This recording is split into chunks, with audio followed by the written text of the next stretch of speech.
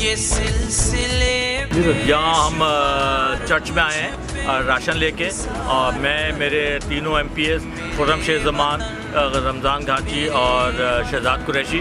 मकसद ये है कि इस वक्त में जो बुरा वक्त सारी दुनिया पे आया हुआ है कोरोना की वजह से, इसमें हम अपने हिंदू कम्युनिटी के साथ, क्रिश्चियन कम्युनिटी के साथ भी खड़े हैं। और अल्हम्दुलिल्लाह NA 247 ने तमाम लोगों को एकोमोडेट किया है, और जो हम राशन तकसीम कर रहे हैं regardless of religion, regardless of political affiliation, हम ये राशन सब के लिए, हर उस आदमी के लिए है जो मुस्तहिक है। बहुत शुक्रिया।